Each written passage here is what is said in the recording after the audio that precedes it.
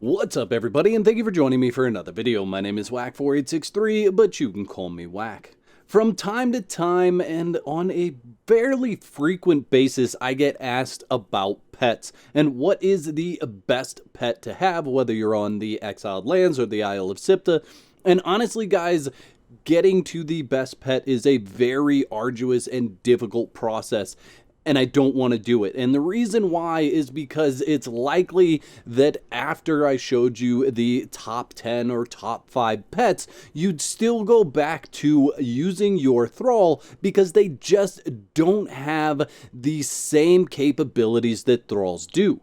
Now you could dress your Thrall however you want, you can give your Thrall whatever weapons you want, and that makes an absolutely huge difference to the capabilities that Thralls have over pets. So instead of doing a top 10 pets video, what I'm going to give you is my favorite pets, and I'll explain why. Now, as many of you know, I recently did a Let's Play on the Isle of Sipta where I only used pets. I was not allowed to use Thralls for anything other than base defense and basic farming or Thrall hunting. Now, in that Let's Play, I had a single pet. It happened to be Brutus. Brutus went everywhere with me, so if I'm to pick something from the Isle of Sipta that is my favorite, it is Brutus. Now, I'm not going to show you the location for Brutus or any of the other playful pups in this video. I'll put a link to a video that I did about all the playful pups and their locations in the description of this video, should you want to check that out. However, let's get into why Brutus is so great. We're going to pull up his stats. As you can see on the right hand side, his perks are all based around strength. So he gets additional 45 points in strength right off the bat just from his perks. And these are the only perks that Brutus is going to get. They are not random, they are not RNG, they are guaranteed to be these perks. So with that said, he does an absolute enormous amount of damage, and we'll get him to attack this guy here. Sorry Brutus, I'll get out of your way. You can see he does 545 damage to an unarmored target. That is an absolute massive amount of damage. There was a 638 when he did his jump attack. I'm not exactly sure why he got stuck there. Maybe he had something to sniff. But as you can see, he's doing massive damage.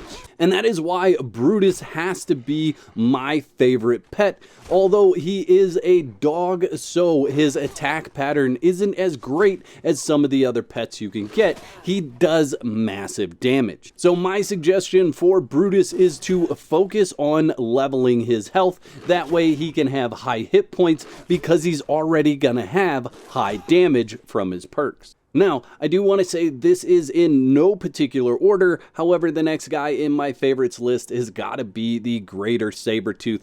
These guys will absolutely maul just about anything you put in front of them. In fact, I did some testing with this guy against the Red Mother, and he was able to defeat the Red Mother all on his own. I also did some testing with these guys against the Arena Champion. Unfortunately, none of them were able to defeat the Arena Champion on their own. I had to save them in every occasion. Again, that's another reason why you may just go back to your Thrall instead of having a pet. However, let's look at the stats on this particular Sabretooth. So as you can see, I did level up pretty well for both vitality, strength, and then he did get a perk for survival. That's whatever. But he does have 7,771 hit points, and you can see his strength melee damage bonus is 300%. So that is huge.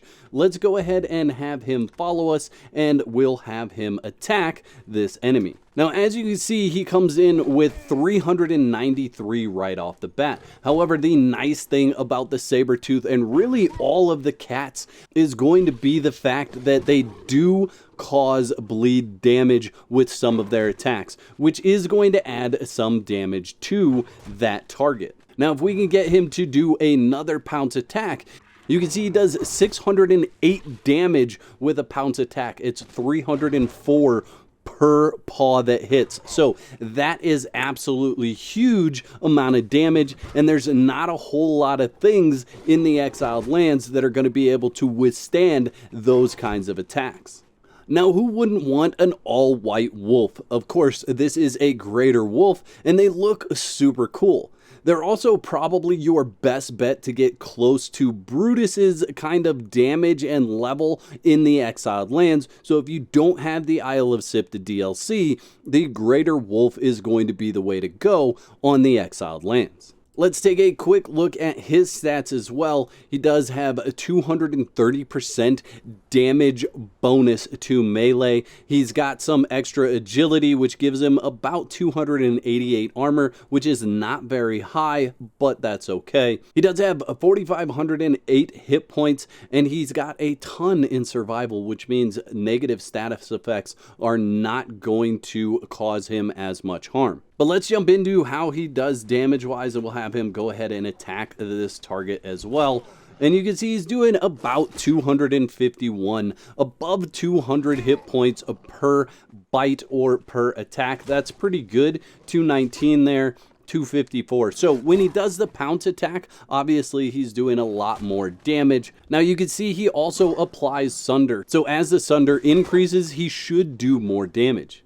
He also applies bleed from time to time, so that's good as well. But again, he's in the dog category, and they do some odd things with their attacks, and they're just not quite as fast as something like the Sabretooth.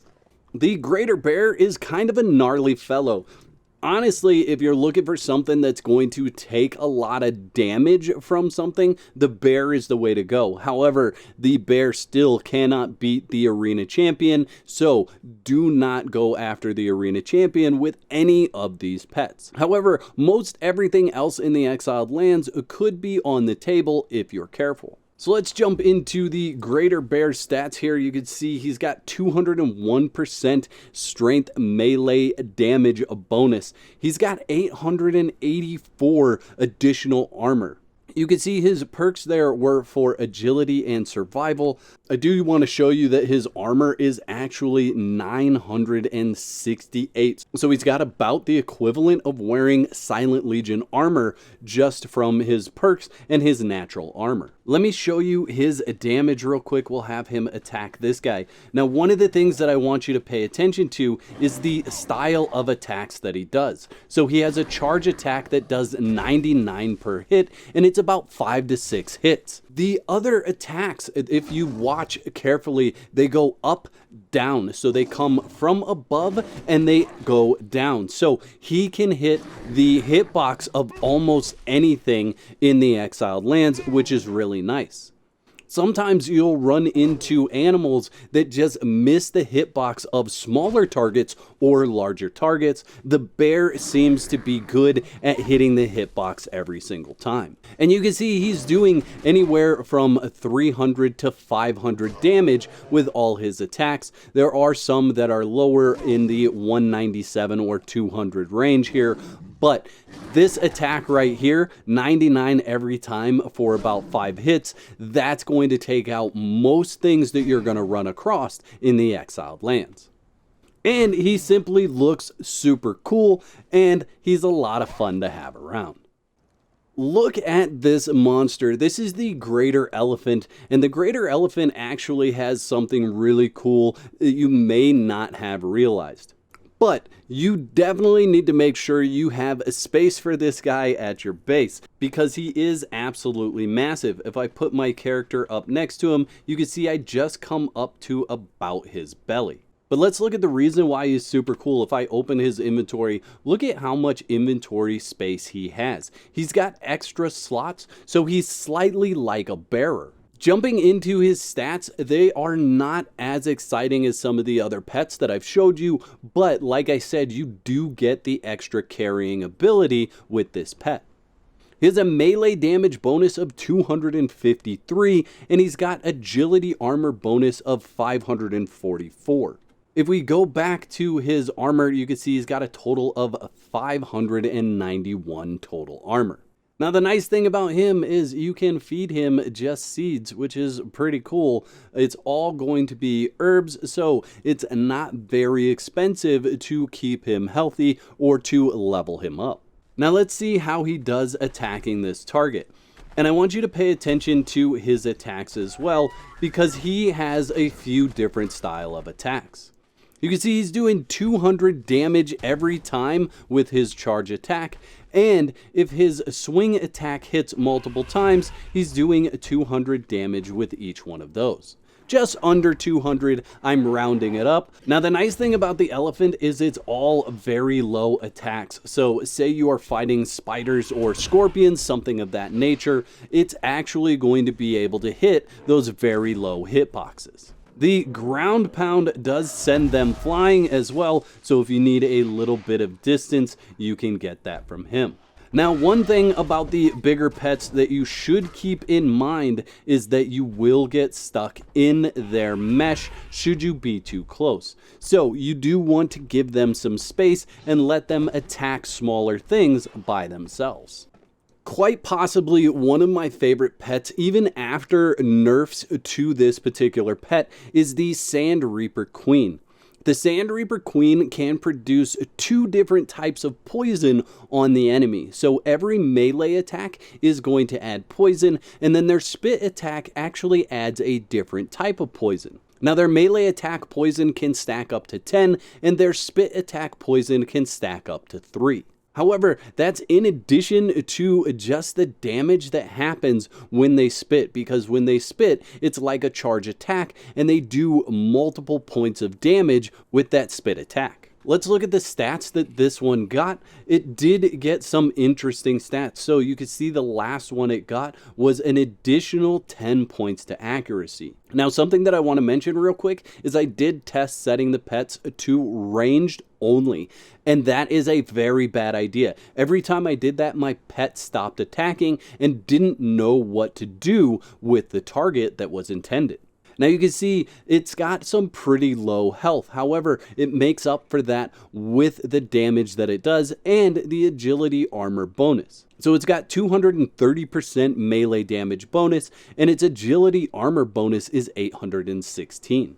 It has a total armor of 894, so that's like putting your Thrall in a heavy armor. Let's see how it does with this target, and I want you to pay close attention to the ranged attack. As you can see, we already have 1 stack of poison.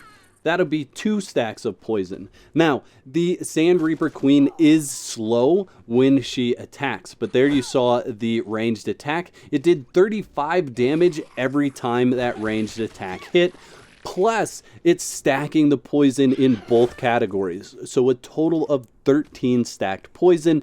That Thrall right now is receiving 67 damage every time that poison ticks on. Now, you can't stack your own poison from the venom-infused daggers or the feroxic daggers. However, you can stack Scorpion Queen poison on top of this, which means if you're going for a full poison build, this would be absolutely huge. Now, again, you do have to be careful about getting stuck in the mesh of the Sand Reaper Queen, but it is one of my favorites. One, because of the status effects that it does. I think it does well in combat, but also just how absolutely terrifying it is to run around with this thing behind you. So there you go, guys. That's my list of favorite pets. If I was running around looking for a pet companion, this would be what I would go after. I want to know in the comment section below, what are your favorite pets and why? I'd like to thank all my YouTube members for your continued support. Y'all are absolute legends. If you'd like to become a legend, there's a button that says join on this page. Click that for details. There's 2 videos on the screen. Click one of those to watch next, and I'll meet you over there.